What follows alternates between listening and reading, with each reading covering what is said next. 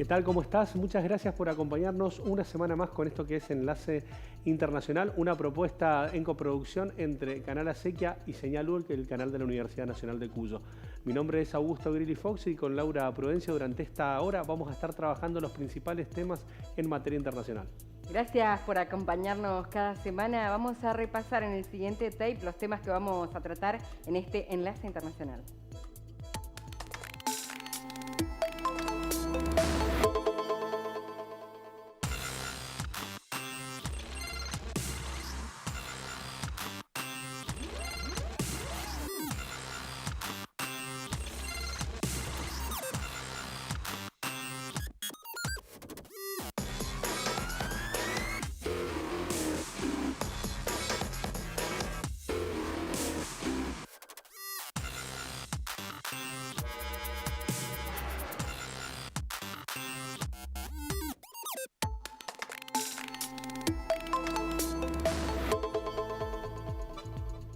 Y para arrancar este programa vamos a hacerlo con el tema más doloroso que tenemos en este programa y tiene que ver con la tragedia que se vive en la Franja de Gaza. Por eso estamos en comunicación con Andrés Weiss, que es el director de Médicos Sin Frontera para América del Sur. ¿Cómo estás, Andrés? Bienvenido. Hola, ¿qué tal? Buen día. Bueno, muchas gracias por estos minutos. Realmente no terminamos de asombrarnos con el nivel de violencia y esto que ya verdaderamente es un genocidio, es una tragedia donde vemos civiles, niños, mujeres, ancianos siendo principalmente las víctimas directas de este enfrentamiento, ¿no? Bueno, sí, lo que se vive es una situación bastante catastrófica, es una escalada de violencia muy acelerada en un lugar, la Franja de Gaza, donde la población es mayoritariamente menor de edad, o sea que en su mayoría son niños los que viven ahí. Para poner un poco de cifras y poner un poco de perspectiva, estaba leyendo que los muertos ya superan los 8.000 en este conflicto, en algo más de 3 semanas. Si lo ponemos en perspectiva, la guerra de Ucrania lleva 2 años, un poco más de 2 años, y tiene 7.000 muertos. O sea, en 3 semanas mataron más personas en la Franja de Gaza y en Israel, o sea, en el conflicto, de toda la que se murió en la guerra de Ucrania. O sea que ese es el nivel de violencia que se está viviendo, esa es la escalada del conflicto entre las partes, y lo cierto es que no hay ningún lugar seguro hoy en día en la Franja de Gaza. Todo es peligroso, todo está siendo bombardeado, todo está siendo atacado, la gente se está desplazando de un lugar a otro como puede, con el terror de quedar atrapado bajo un bombardeo, pero también con el terror de quedarse en las casas sabiendo que eso tampoco es un lugar seguro. Claro. Una colega nuestra de Médicos Sin Fronteras, una intérprete, o sea, una mediadora cultural, que trabaja en uno de nuestros hospitales, Al Shifa, contaba, y esto salió en una nota, quizás la vieron, su vida de todos los días, ¿no? Bajo esta situación, o sea, de ahora, ¿no? Se levantaba y tenía a sus hijos que le decían que nada, que querían comer, que tenían hambre, o sea, hay un muy difícil acceso a los recursos, está todo muy limitado, y que ella decía, salir me da miedo porque es un bombardeo constante, son sirenas permanentes, drones permanentes, bombas permanentes, pero por otro lado quedarme en mi casa con la amenaza de invasión terrestre en la zona norte también le da mucho miedo. Y decía, no sé qué hacer, no sé si salir, quedarme, si evacuarme y migrar hacia el sur, tratando de buscar refugio en otro lado, desplazarme internamente, con el riesgo y el peligro que significa un traslado, o si quedarme y esperar. Y esto, digo, agarro este caso en particular como ejemplo porque para dar un poco de perspectiva a la gente, para que la gente entienda que hay personas, ¿no?, del otro lado, porque las cifras son frías en algún punto. Después, las historias de las personas, de una persona que cuenta lo que le pasa, bueno, como vemos en las imágenes, le da un poco más de humanidad y de realidad a lo que está pasando. Totalmente. Andrés, ¿qué pasa con la comunidad internacional acá? O sea, por ahí es una pregunta muy amplia, pero ¿qué pasa con el rol de la comunidad internacional en el sentido de que por ahí los organismos no son vinculantes? El gobierno de Israel, y me refiero al gobierno porque creo que no hace representación las decisiones que se han dado en este contexto de guerra a lo que es la ciudadanía israelí. ¿Qué pasa con la comunidad internacional a la hora de responder o de tratar de generar algún tipo de reacción en estas formas de ataque desmedidas y brutales?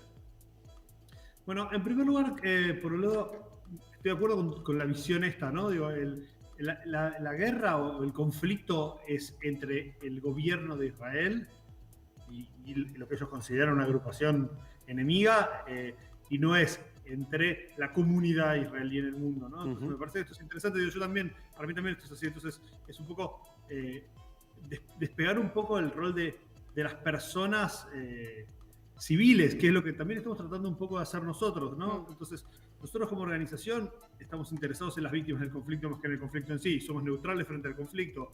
Es decir, acá hay un montón de personas, en este caso, las que nosotros tratamos por circunstancias del conflicto en Gaza, que son víctimas del conflicto, son víctimas de los bombardeos, son víctimas de los ataques, que están buscando un lugar seguro, una salida del espacio, están buscando sobrevivir a esto. Y el derecho internacional humanitario, que es la Convención de Ginebra, es un conjunto de leyes que son lo que llaman las leyes de la guerra, son tratados entre países que los países firman y acuerdan que hay ciertas reglas que se van a respetar. Entre ellas, garantizar la vida de los civiles, otra es garantizar la seguridad de los hospitales y los centros de atención sanitaria y las ambulancias, que no van a ser blancos militares.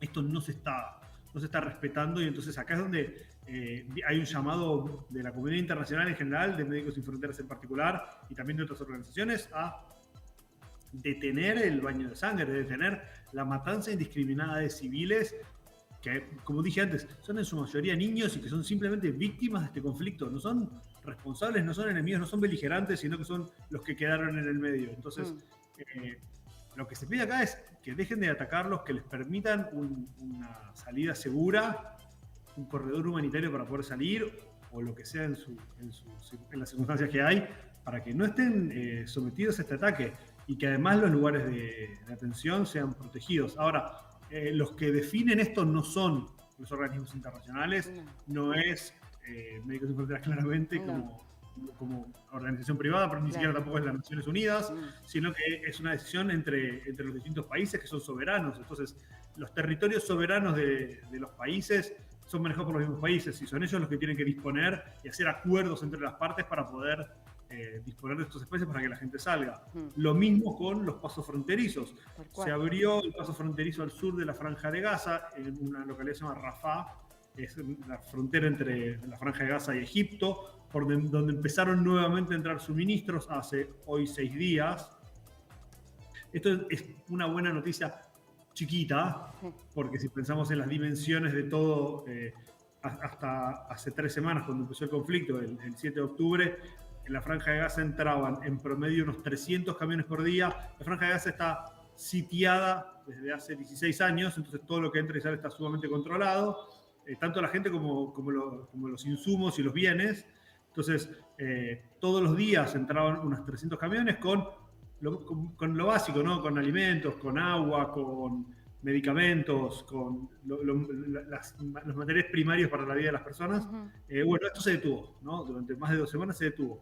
Y hace 6 días empezaron de nuevo, pero entraron 56 camiones en los primeros 3 días. 56 camiones para los 2.2 millones de personas que viven en la Franja de Gaza. Bueno, hay que hacer las cuentas, no es muy difícil esto, ¿no?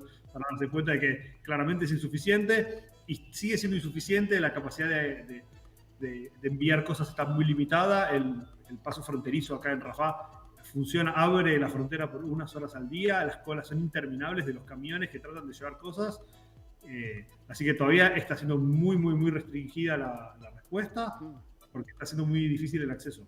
Andrés, quería preguntarte en particular por el trabajo de Médicos Sin Fronteras, porque bueno, nos has relatado lo que se está viviendo en general. Hemos visto un título de Al Jazeera que decía "Conoce sus nombres", donde publicó el nombre de las víctimas, de todas las víctimas con su número de documento. Es realmente muy impresionante. Y saber que los hospitales también son atacados, que los lugares de la ONU, que las escuelas son atacadas, y el trabajo que ustedes llevan adelante, donde no hay elementos para tratar a los heridos, donde hay personas que necesitan medicamentos y no los tienen. ¿Cómo es ese trabajo? Bueno, a ver, es muy difícil, es una obviedad lo que estoy diciendo, que es muy difícil. También estamos aceptando estándares que son mucho menos de lo que es aceptable, porque es lo que se puede. Se hace lo que se puede con lo que hay.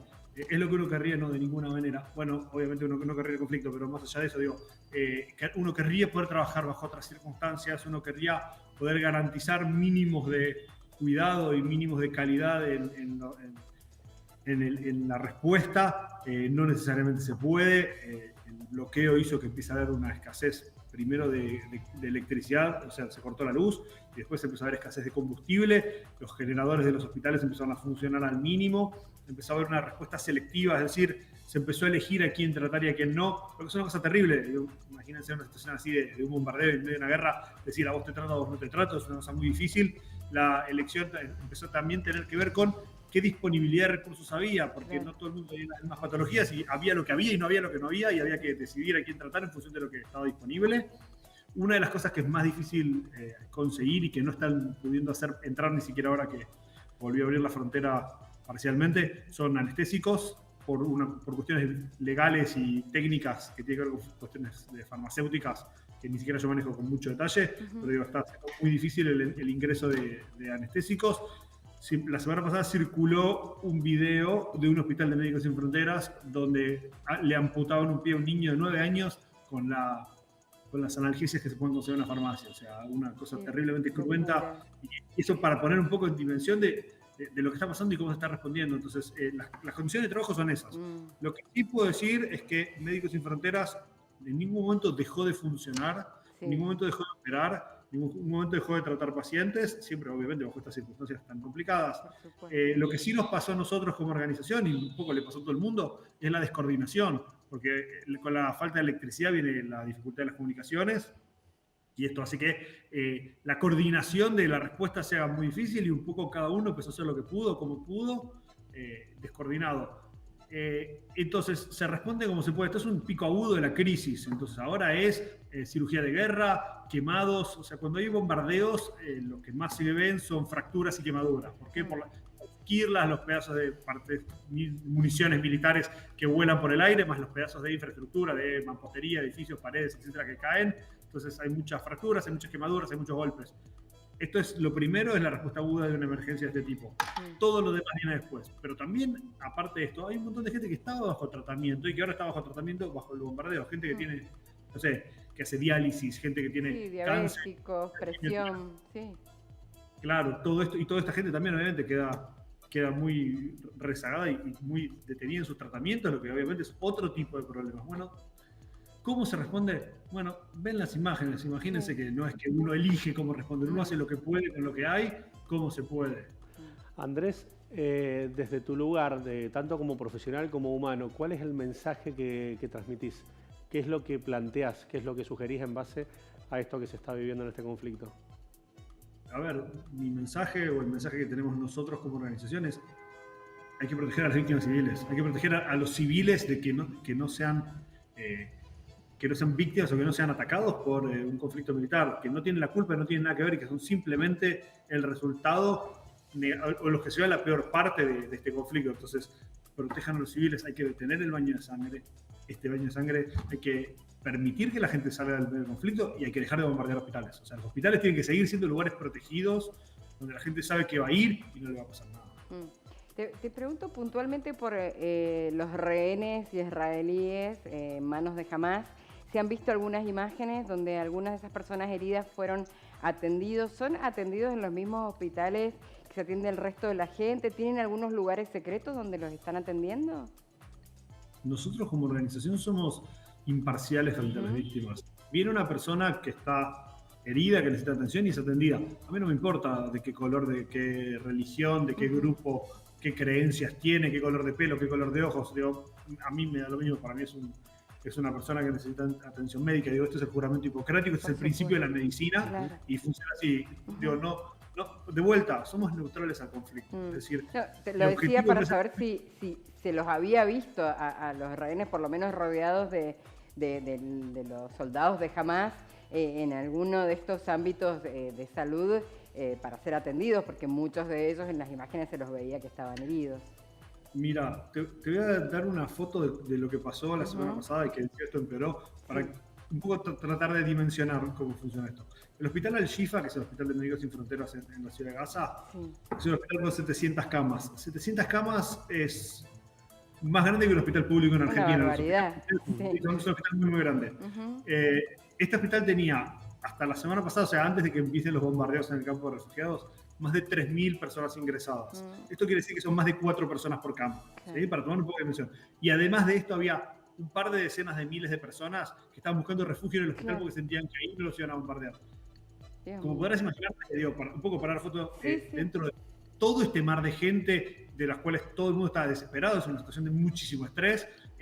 ¿Quién es quién? No sé quién es quién y tampoco me puedo poner a decidir quién es quién. Hay alguien que llega, está herido, necesita atención y se lo atiende. Y así. Y después todo lo demás será responsabilidad de otros organismos y otras entidades que se ocupen del derecho internacional, de los crímenes de guerra o de lo que sea. Nosotros como organización somos una organización médica, respondemos un mandato médico, que lo que hacemos es tratamos personas heridas en situaciones de conflicto principalmente. Todo lo demás nos excede como organización. Andrés, te agradecemos muchísimo el contacto y de verdad para nosotros y para toda la audiencia es muy valioso que te tomes este tiempo y que puedas transmitir una perspectiva y una interpretación tan genuina como la que generas. Bueno, muchas gracias. Lo que les digo es si les interesa lo que hacemos y si quieren saber un poco más y también quieren colaborar, que por favor visiten nuestra página web que es www.msf.org.ar.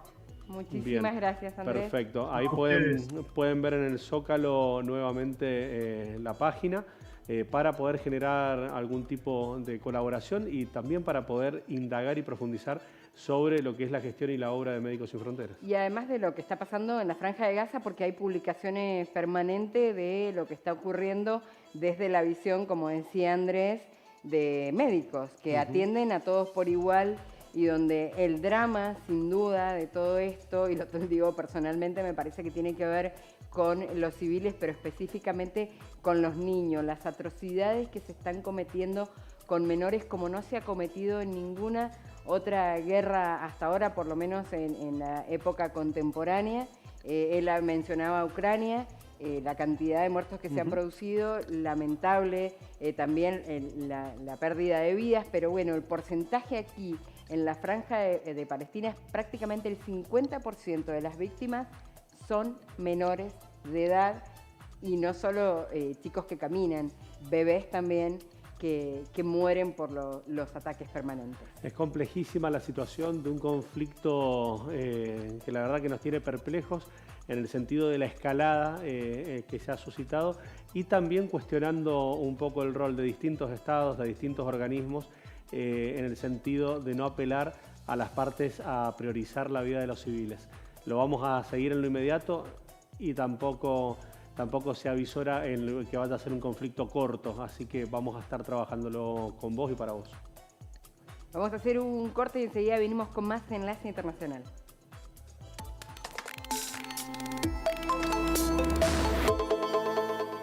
¿Querés internet? Entonces querés Aero. Internet que vuela en todo Mendoza. Llámanos al 0810-333-0446. Ingresá a www.aero.com.ar. Aero. Internet que vuela.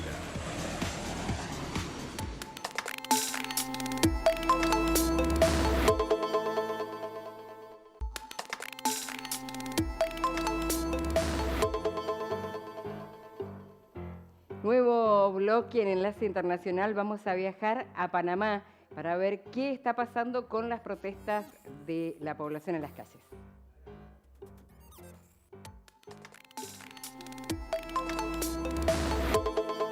Panamá vive desde hace unas semanas agitación social con manifestaciones y paros laborales en rechazo a la operación, con la autorización del gobierno, de la mina de cobre más grande de Centroamérica.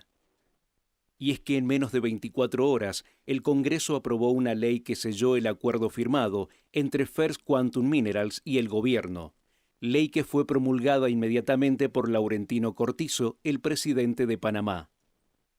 El acuerdo que permite a la minera operar en Panamá por 40 años fue declarado inconstitucional en 2017 porque el contrato original se hizo sin licitación. Por otro lado, la minera canadiense ejerce presión para que el gobierno actúe contra los manifestantes y le permita operar. Ya ha anunciado acciones legales contra el gobierno de Panamá en foros internacionales. Además, el nuevo contrato ofrece al gobierno 375 millones de dólares y el aumento de las regalías del 2 al 16%, un ingreso muy tentador para mejorar las finanzas panameñas. Algunos números de la empresa minera First Quantum Minerals en Panamá. Procesa 300.000 toneladas de concentrado de cobre al año, aporta más del 4% del PIB y 75% de los ingresos por exportaciones. Además, el nuevo contrato asegura 8.000 empleos directos y 40.000 indirectos. Por otro lado, están los argumentos de los manifestantes. La actividad minera en este país, con grandes reservas de cobre, se realiza en entornos ambientales muy importantes para la biodiversidad y el corredor biológico mesoamericano, que une a las Américas en el norte y el sur.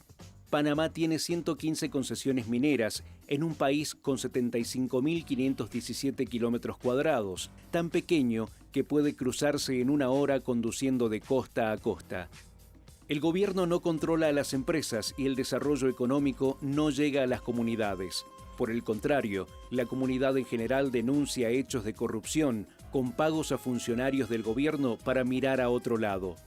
Este lunes se presentaron pedidos de inconstitucionalidad de la Ley 406, que avala el contrato del gobierno con la minera, y además fueron demandados los 45 diputados que aprobaron la norma. En los últimos días surgió desde la Universidad de Panamá la iniciativa de un referéndum para que la población avale o no el contrato de la minera con el gobierno. El presidente, con ánimo de aplacar las protestas, anunció la realización del referéndum el 17 de diciembre. Pero el Tribunal Electoral de Panamá rechazó la posibilidad de una consulta popular, ya que se encuentra abocado a la organización de las elecciones del 5 de mayo de 2024, con lo que las salidas al conflicto parecen encaminarse a una solución en la justicia.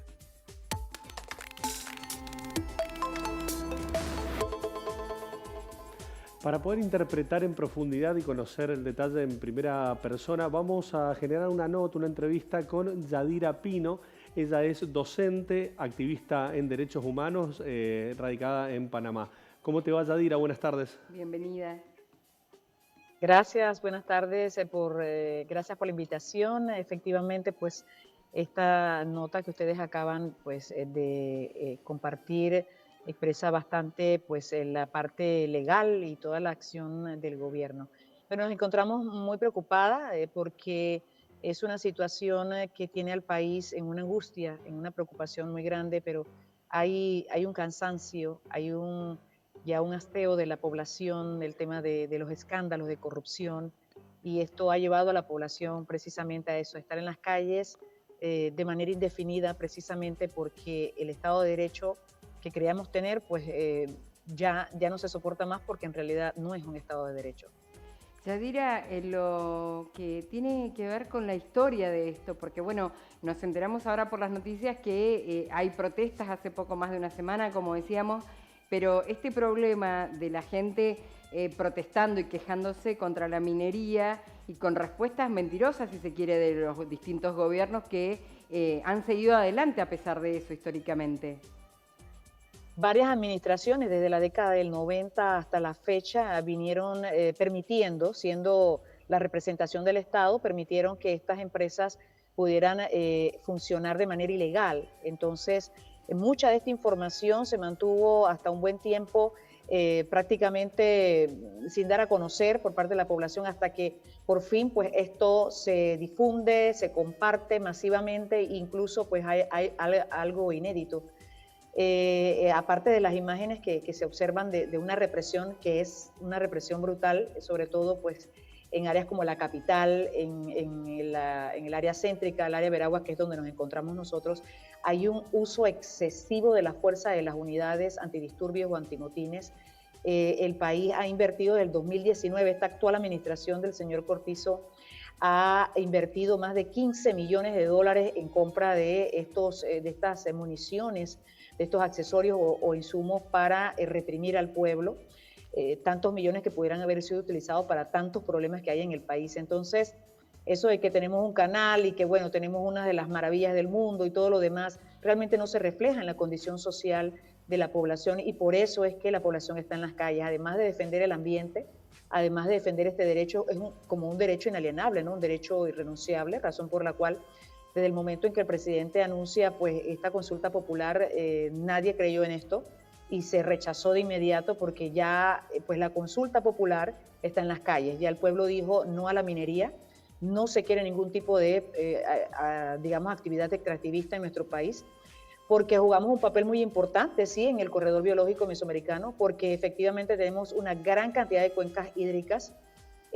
más la del canal principalmente, pues que alimenta, que tiene una gran responsabilidad. Entonces, hay un nivel de cansancio, de hasteo de la población por el manejo que han venido dando las distintas administraciones de gobierno y que han hecho pues negocio con, digamos que las condiciones más sensitivas de nuestro país. En este caso, pues, las hidroeléctricas, los proyectos mineros.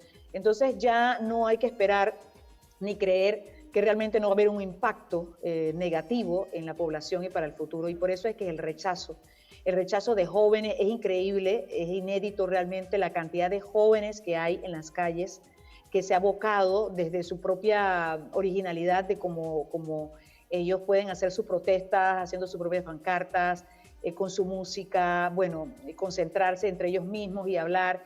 Es decir, la juventud ha tomado un nivel de conciencia en torno a esta lucha. Ya no es una lucha propiamente o solamente de las comunidades campesinas y de los hermanos indígenas, sino una lucha donde la misma clase media profesional ha entrado ya a ser parte de esta lucha. Por eso vemos, por ejemplo, lugares en la ciudad capital como Vía España, como la Cinta Costera, esas áreas, Vía Israel, áreas que son bancarias, áreas donde pues hay una población, sí, correcto, que está en las calles. O sea, un rechazo al sistema, a la forma de administración pública. Entonces, es algo, digamos que mucho más amplio, mucho más integral, esta lucha que en estos momentos se determina y que exige una derogatoria de la ley 406. Pero aparte de eso, pues definir que realmente en nuestro país no se desarrolle nunca más la minería y entonces hay que ser vigilantes de un ambiente sano para la población. Yadira, en relación a esta situación que se vive en materia social en Panamá, uno puede interpretar que el reclamo minero es la gota que rebalsa el vaso y estamos en vías a lo que puede llegar a representar un estallido social. ¿A qué me refiero con estallido social? Un reclamo estructural en materia previsional, en materia de salud, en materia de trabajo, de educación. Sí, efectivamente, porque este estallido que se ha dado ahora viene seguido del 2022. Hubo casi más de un mes en las calles, también cierres en muchos lugares. La ciudad capital no había jugado el papel que está jugando justo ahora. Ha sido muy determinante esta salida a las calles de la población del área metropolitana. El 2022 está recién de lo que vivimos, una secuela muy, muy grave de personas heridas. Es increíble la cantidad de personas heridas, las detenciones ilegales que se están dando. Entonces, todo eso abona al ya el descontento que se venía porque se ha ido deteriorando la situación social en Panamá, muy a pesar del Producto Interno Bruto que se refleja a nivel internacional, que es muy bueno en comparación con otros países, no solo de América Latina, sino incluso fuera de la región americana. Pero tenemos una situación con los servicios públicos muy paupérrima. Es decir, esta salida a las calles de la población, las manifestaciones, es un constante, diario, reclamando las condiciones por el servicio eléctrico, el servicio de agua potable, las telecomunicaciones, el servicio de las vías, de las vías de comunicación. Entonces, por supuesto, el servicio de salud que se ha ido deteriorando, sobre todo después de la última reforma a la seguridad social, que fue en el 2007-2008, y que nos impuso pues un programa de pensiones individual que pues acaba con la solidaridad y que esto ya realmente no hay respuesta, pues ha venido matando la seguridad social. Entonces hay una población que ni en el sistema de salud del Estado ni en el sistema pues de seguridad donde los trabajadores pagamos hay respuesta. Entonces ese acumulado precisamente se está expresando hoy en las calles y un rechazo rotundo a quienes han desde la Asamblea Nacional, o como bueno ustedes señalaron, sí, es como si fuera un congreso, allí pues hay un rechazo total a las figuras que aprobaron este proyecto, un rechazo total al mismo gobierno, a la alianza de gobierno, Y esto pues es un mensaje a quienes pretenden en el 2024, fíjese, estamos a menos de 5 meses de la realización de unas elecciones, va a ser muy determinante el disgusto y el rechazo de la población hacia la figura de quienes en estos momentos administran el Estado, ya sea desde el legislativo, desde el ejecutivo y por supuesto desde el judicial, porque hace mucho tiempo, muchos años venimos resintiendo la indefensión total por una corte que, como se colocan allí magistrados, cada gobierno pone sus magistrados por 8 o 10 años. Entonces esta es una situación que ha determinado pues la actitud que ha tenido el Ejecutivo y el Legislativo. Digamos que se amparan las espaldas entre sí, aun cuando la Constitución los llama a que uno tiene que vigilar el trabajo del otro y sancionar en caso debido, no se está haciendo. Entonces estamos en una total indefensión, un Estado de Derecho prácticamente fallido. Entonces estamos en un tiempo como en la década finales del 80, como antes de la invasión. Entonces es un momento muy determinante. A partir del 87 ya hubo una manifestación mucho más, digamos, fluida en las calles, mucho más consecuente, mucho más permanente. Y de allí nos enfrentamos a una invasión pues, con los Estados Unidos para imponer una supuesta democracia. Bueno, ese Estado de Derecho, esa supuesta democracia que se instala en el 1990, después de la invasión, forzando esto, está fallido. O sea, las administraciones post-invasión han venido a profundizar la crisis que ya vivíamos en la década del 80. Entonces, es un punto importante para que como país demos un paso hacia esos cambios profundos que se requieren de que el Estado realmente cumpla con la Constitución y cumpla con sus funciones, que es de administrar para que las instituciones del Estado satisfagan las necesidades de la población. Eso es lo que hay en reclamo en sí, en un nivel de lucha bastante elevado de la población panameña en estos momentos. Y además, Yadira, cuando no termina de ser la solución la minería para el país ante todos estos problemas que tienen, por lo que representa económicamente, más allá de lo que ha planteado Cortizo, que son nuevos puestos de trabajo y una importante cantidad de millones de dólares anuales. Sí, un nivel de desempleo que ha aumentado en esta administración y sobre todo con lo que fue la pandemia, donde desaparecen pequeñas y medianas empresas y no ha habido una sola política pública del actual gobierno para generar esas oportunidades a estas pequeñas y medianas empresas que realmente son las generadoras de empleo. Entonces se ha querido sustentar que la minería en Panamá es la que va a venir a resolver esto en detrimento de nuestro propio ambiente, cuando realmente nosotros tenemos más de un 25% de suelos que deben ser destinados exclusivamente a actividades agropecuarias y casi un 75% de estos suelos en actividades agroforestales, es decir, para llegar a una seguridad alimentaria, para llegar a una soberanía alimentaria. Es decir, que con esto, hacia esas actividades, hacia donde tiene que destinarse, pero no hay las políticas que han venido desde la posinvasión implementando los distintos gobiernos han sido hacia el avance de las importaciones en detrimento de los productores nacionales, y eso nos ha hecho un grave daño y nos han hecho mucho más dependientes de programas asistenciales, y por supuesto que esto ha profundizado la crisis del desempleo, la crisis de la pobreza y extrema pobreza en nuestro país. Entonces la minería no va a venir a resolver esto, y pues no solamente porque va a deteriorar nuestro ambiente y el tema de la salud, ¿no?,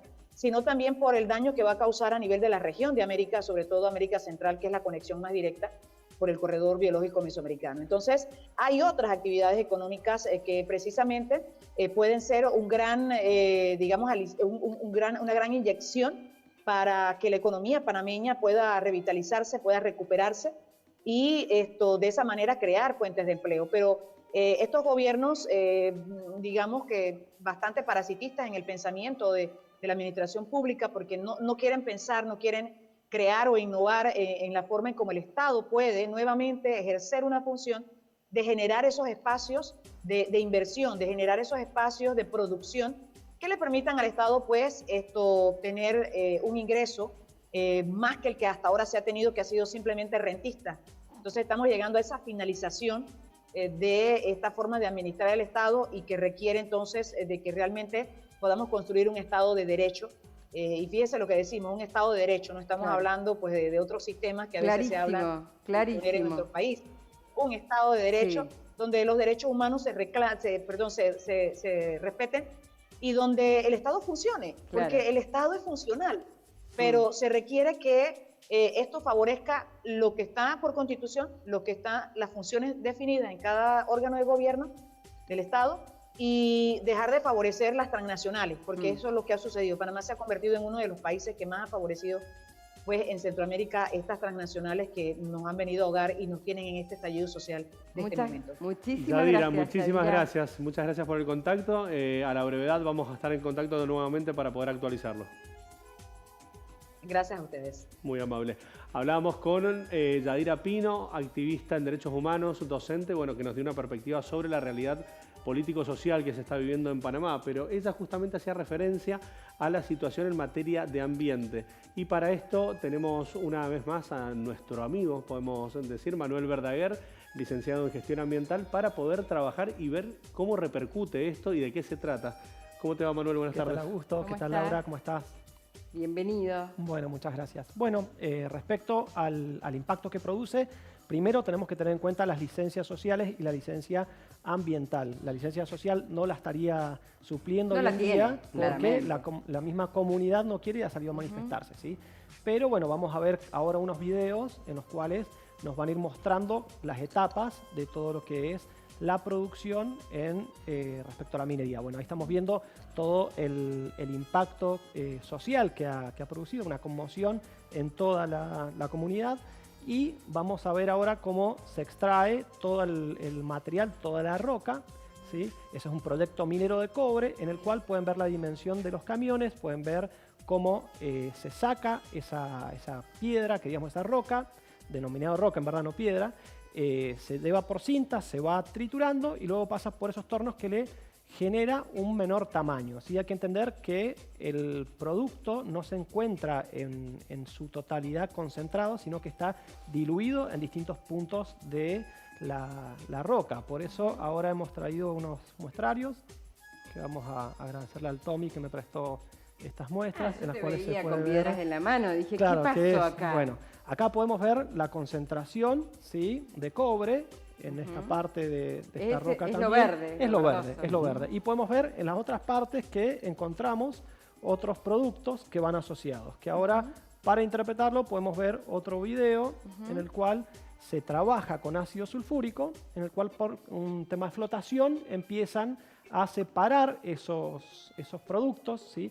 Y el cobre, por una cuestión de peso, se termina quedando en el fondo. Esa asociación se hace con agua, por eso siempre es la queja del consumo de agua. Y la preocupación incluso por el agua del Canal de Panamá. Claro, ahora seguido a este proceso vamos a ver el problema. ¿Por qué? Porque se hace una pasta, luego todo el resto de minerales va a tener otro tratamiento y ese tratamiento queda en un dique de cola en el cual puede generar una rotura. Hoy en día con el cambio climático puede rebalsar ese dique de cola, que digamos con todo ese ácido restante, y puede caer en cualquier canal. Y ahora estamos viendo todo lo que es el proceso de fundición de toda esa pasta. Se lleva a una fundición, se trabaja por cátodos y ánodos, en lo cual se hace todo un laminado, y el producto final que va a elevar una máquina, que es esa, se puede ver que de ambos lados está toda esa lámina de cobre, en la cual se separa, y ahí estamos viendo cómo queda la lámina terminada. La realidad es que este proyecto es el más grande, como decían, de Centroamérica, pero hay en el núcleo 130 proyectos más de extracción de cobre. ¿Por qué? Porque esa empresa que veíamos que hace la fundición tiene que ser rentable la actividad para que puedan instalarse en un lugar.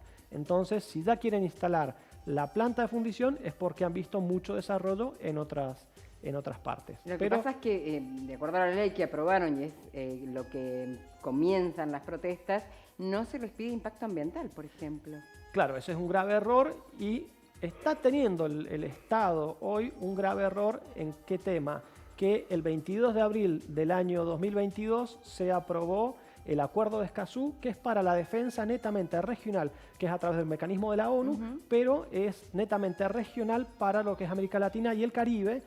Y en eso los activistas y cualquier persona que quiera hacer defensa del medio ambiente puede hacerlo mediante el mecanismo, porque Panamá adoptó ese tratado, y es un tratado internacional y entra dentro del rango de las declaraciones de derechos humanos. Bien, bien, clarísimo, Manuel.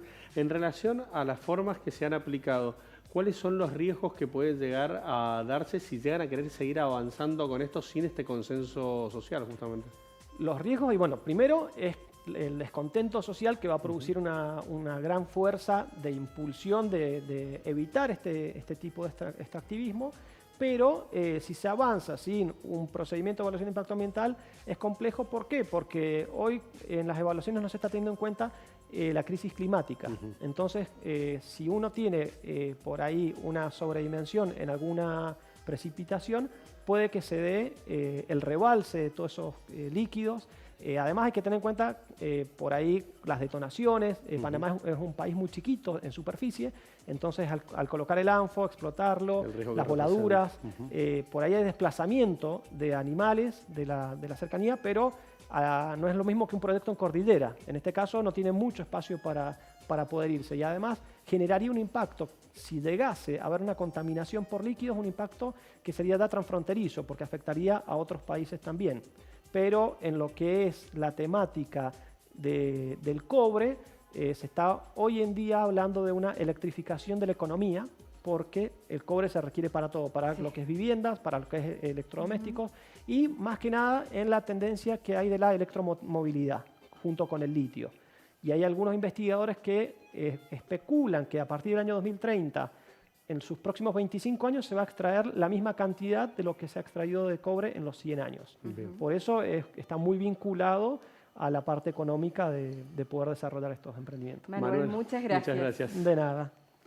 No te vayas, en el próximo bloque tenemos mucho más Enlace Internacional.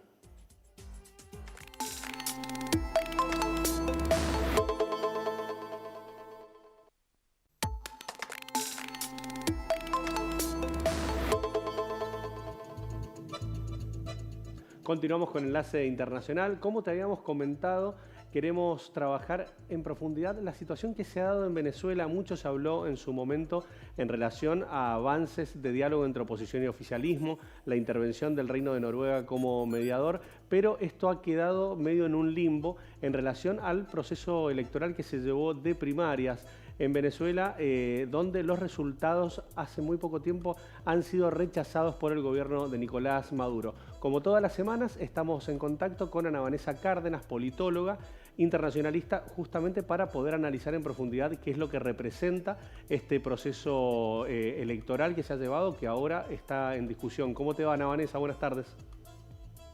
¿Qué tal? Muy buenas tardes, Laura, Augusto y a todos los que nos acompañan. Hola, Ana Vanessa, ¿cómo estás? Bienvenida.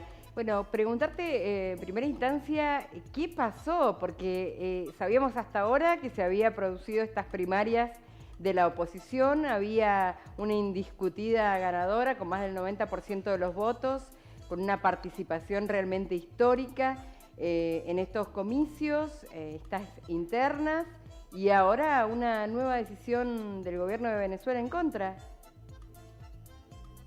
Así es, bueno, pues es algo que finalmente no sorprende, ya en cualquier acuerdo que se ha establecido con el gobierno venezolano para garantizar elecciones limpias, transparentes, con los candidatos de la oposición habilitados para ser votados, pues se ha notado una constante o de no dar las garantías o de incumplir con estos acuerdos. Barbados sembró una esperanza, como lo hemos ya platicado en este espacio, porque Estados Unidos había ya levantado algunas sanciones respecto al crudo, al petróleo venezolano, y que bueno, a pesar de esto hubo un desplome de la economía venezolana en los últimos días, pero bueno, pues a pesar de que esto ya se había echado a andar, este levantamiento de sanciones, pues no gustaron al gobierno venezolano las elecciones de la plataforma unitaria, estas primarias, donde Corina Machado, que era la gran incógnita y que de alguna manera iba a servir como termómetro para ver qué tanta disposición había del gobierno venezolano, y gana con más del 90% de los votos, la indiscutible figura a disputar la presidencia en las elecciones del 2024 con Nicolás Maduro. Así que bueno, pues el chavismo echa a andar todo el poder que tiene sobre el Tribunal Supremo de Justicia para suspender, hay que decirlo, no sabemos si esto va a inhabilitar, pero por lo pronto están suspendidas las elecciones primarias, sus resultados y todos los efectos que se desprenden de ellas. De alguna manera Estados Unidos también ha dicho que no va a suspender o no va a volver a echar a andar las sanciones que ya había levantado al gobierno venezolano, de tal manera que se dé cuenta de que cuando actúa por la vía democrática y de la transparencia obtiene beneficios, y para seguir tratando de negociar que las elecciones en el último trimestre del 24 pues se lleven a cabo de la manera más adecuada y más democrática posible. Vanessa, ¿cuáles pueden ser las consecuencias para el gobierno de Maduro por estas decisiones, por estas medidas en relación a lo que queda de este año y al proceso electoral propiamente que vendría el año que viene, dado que de no permitir la presencia de organismos internacionales, nuevamente serían rechazadas por la comunidad internacional dicho proceso electoral? Claro, sí, mira, pues de manera inmediata, pues va a ser este tema de presión para volver a imponer las sanciones, que no va a ser en el corto plazo, pero si continúa con este camino de negación de lo que ocurrió, pues será muy probable que se vuelvan a imponer algunas sanciones o algunas nuevas sobre la economía venezolana. Y de lo contrario, bueno, pues volveremos a vivir un proceso en el que se desconoce la elección de Nicolás Maduro en caso de que se realizaran, ¿no? Porque tampoco podemos asegurar que se puedan realizar, que haya el ambiente para realizarse en el 2024 estas elecciones y de que el gobierno colabore. Entonces podríamos ver que o no se realizan o que se realizan y hay un desconocimiento de la comunidad internacional nuevamente del gobierno y de la presidencia legítima de Nicolás Maduro. La instancia por ahora es la revisión de lo que fue este proceso electoral, viendo prácticamente nombre por nombre quienes votaron con su número de documento, a ver si coincide, para ver si desde el primer momento del llamamiento hasta efectivamente el día de las elecciones se cometió algún ilícito. Así es, ¿no? Lo que en algún momento en México se llamaba la revisión voto por voto, para poder pues sancionar e inhabilitar el proceso. Y por otro lado, bueno, pues también este proceso que se está llevando a cabo de la Comisión Nacional de Primarias, en donde la han acusado de que hay una usurpación de funciones y de que se aleja del proceso legal constitucional establecido. Entonces, pues son algunas de los elementos que se están evaluando, pero que difícilmente pues vamos a ver que sea un proceso que llegue a buen puerto por toda la influencia que tiene del gobierno chavista. Bien, Ana Vanessa, en relación a lo que ha sido el proceso electoral regional que se ha llevado a cabo en Colombia, ha arrojado resultados que por parte de varios analistas hacen referencia a una derrota por parte de Gustavo Petro. ¿Vos lo entendés de esta forma? ¿Entendés que es un llamado de atención? ¿Cómo lees este proceso electoral regional que se ha llevado a cabo en Colombia? Sí, me parece que sobre todo lo que ocurrió en las grandes ciudades como Medellín, Bogotá, Cali, ¿no?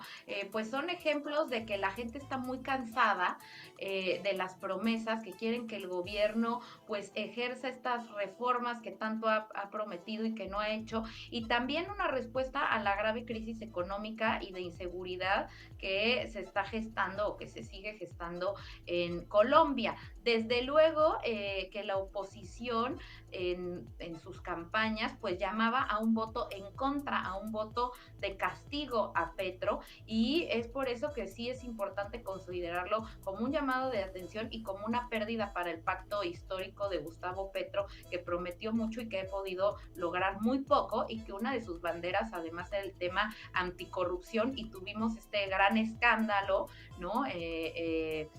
del dinero y del enriquecimiento ilícito de su hijo, en el que incluso habla de cómo llegó este dinero a la campaña y que habría también estado conformada esta cantidad por dinero del narcotráfico. Eso le hizo mucho daño a la imagen de Gustavo Petro, junto con que este acuerdo de paz con el ELN, pues tampoco fue tan vistoso a nivel internacional, porque justamente fue las mismas semanas en que hubo este escándalo de corrupción y que de alguna manera pues opacó este acuerdo, y que además este acuerdo pues no se ha reflejado tampoco en la disminución de las cifras de algunos delitos relativos a la seguridad.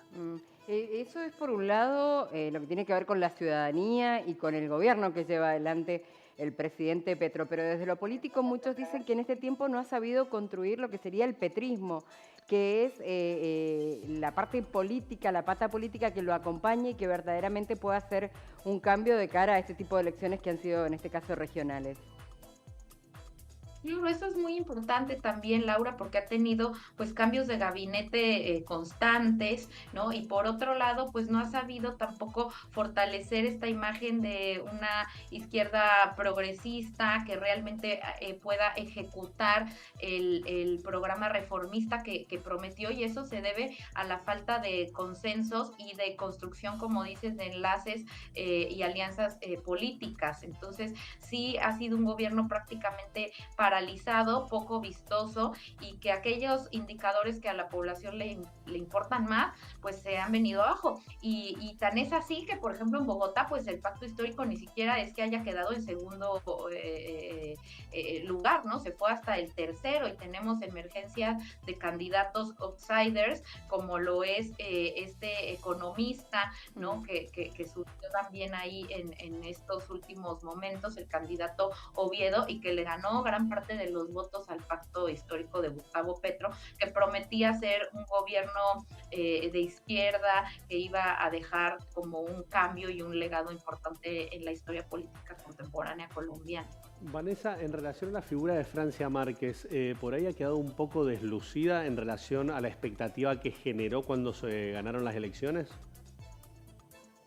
Sí, me parece que este ha sido un problema constante en varios candidatos colombianos, ¿no? Que de pronto surgen con mucha fuerza y que van de alguna manera perdiendo y desgastándose en el camino, ¿no? A Gustavo Petro pues le pasó ya estando en la presidencia ese desgaste y esta falta de lucimiento, y que tiene también mucho que ver con lo que comentaba Laura, ¿no? La falta de acuerdos y de gestión política que se tienen que hacer con otras fracciones para realmente tener esta fuerza y tener pues en un escenario prospectivo que, como decías, en el caso de Francia Márquez era muy, muy prometedor, y realmente pues no logró enganchar a un sector importante. Ana, Vanessa, te agradecemos como siempre por acompañarnos cada semana con ese análisis tan profundo y tan interesante. Un gusto como siempre, un abrazo para todos. Muchísimas gracias. Hablábamos con Ana Vanessa Cárdenas, bueno, haciendo un repaso de lo que nos había dejado este proceso electoral regional en Colombia y la situación en la que se encuentra hoy por hoy en este proceso de primarias que ha tenido Venezuela, ¿no? Sí, y lo que va a pasar, hay que ver ahora que definitivamente decide la justicia después de este tiempo de revisión, si se quiere. Bueno, programa interesante el de hoy. Total, te esperamos la semana que viene. Muchísimas gracias por acompañarnos desde Canal Sama San Juan, desde Construir TV, desde Señal U y desde Canal Acequia. Hasta la semana que viene. Chao, gracias.